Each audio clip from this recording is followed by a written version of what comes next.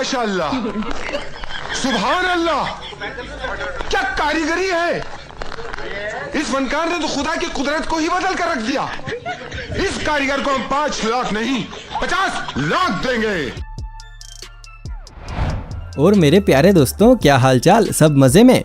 और अगर नहीं भी हैं तो कोई बात नहीं, इस वीडियो को देखकर हो जाएंगे, क्योंकि आज की इस वीडियो में हम आपको कारीगरों और कुछ बेवकूफ़ों के ऐसे बेवकूफ़ी भरे कारनामे दिखाएंगे जिनको देखकर आपका भी हंसते हंसते पेट दर्द हो जाएगा। लेकिन बॉस, इसके लिए आपको वीडियो को पूरा अंत तक देखना होगा, क्योंकि लास्ट में तो और भी ज़्यादा मज़ा आएगा। तो चलिए फिर बिना टाइम वेस्ट किए शुरू करें हम आज की इस मज़ेदार वीडियो को।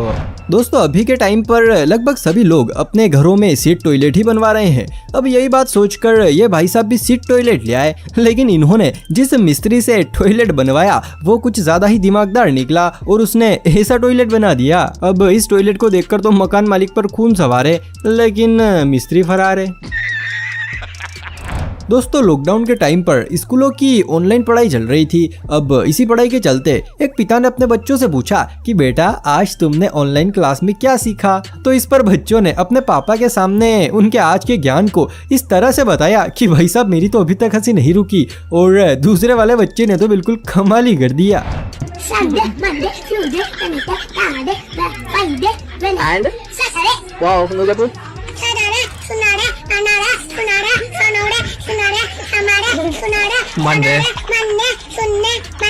इस बच्चे को देखकर तो थोड़ा बहुत मैं भी सीख गया हूँ। शटरडे, शुनडे, मनडे, शुनाडे, शोनुडे। बस लायक है क्या?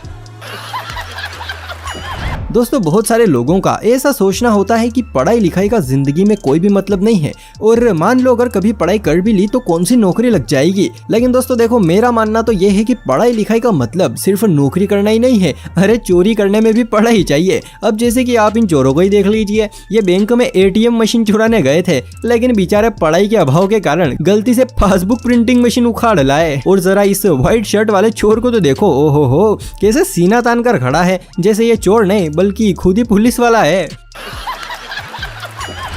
और दोस्तों, यही नहीं, ऐसा ही हमारे पास एक और उदाहरण है। अब जरा आप इन दोनों नमूनों को देखिए। 100 रुपए की नोट की बजाय इन्होंने 250 का जाली नोट छाप दिया। सच में अगर इस दृश्य को मोदी जी देख लेना तो भाई साहब वो भी सिर्फ एक ही बात कहेंगे, भाइयों बहनों, यह देश बदल रहा है।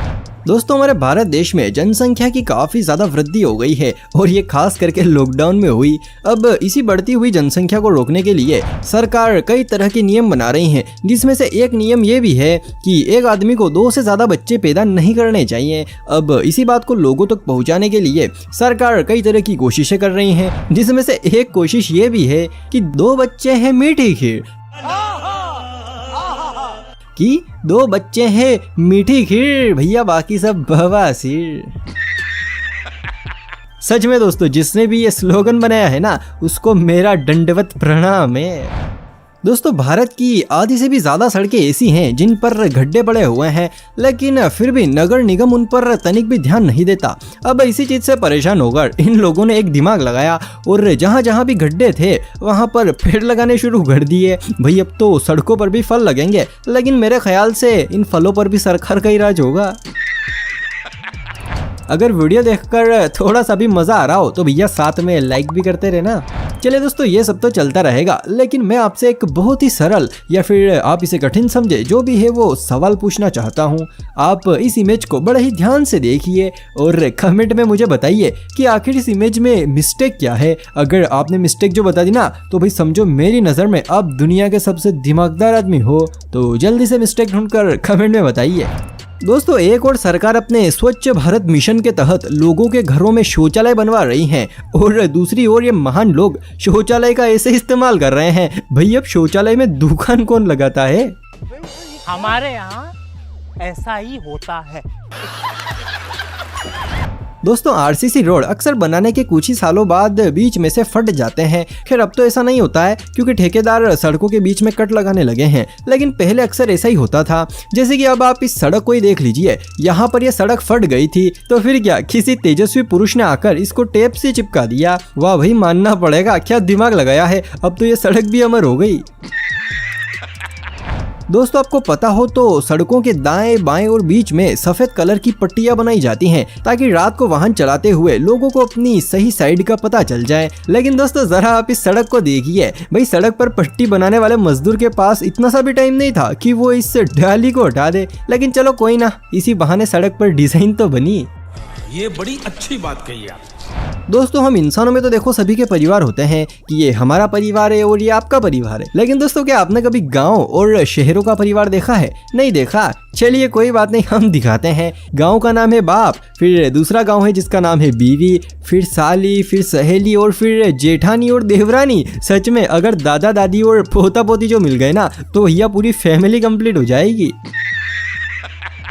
दोस्तों कुछ लड़कियों में अब तक टिकटॉक का भूत सवार है और उन्हें जब भी मौका मिलता है वो अपना टैलेंट दिखाना शुरू कर देती हैं। अब जैसे कि यहाँ पर ये मोहतरमा अपना एक डांस का वीडियो शूट कर रही थी, लेकिन भाई डांस करते करते इनके साथ कुछ ऐसा कांड हो गया कि भाई साहब मैडम तो बस अपना पिछवाड़ा ही मलती रह गई।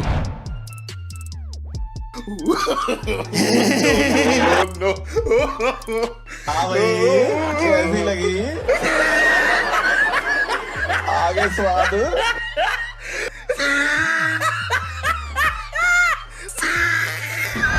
दोस्तों जिंदगी में ऐसे बहुत सारे काम होते हैं जो कि हमें दूसरों से छुपा कर करने पड़ते हैं, जैसे कि टॉयलेट। ये जिंदगी का एक ऐसा दूसरा काम है जो हमें लोगों से छुपा कर करना पड़ता है। और हाँ, मैंने दूसरा बोला, पहला नहीं बोला।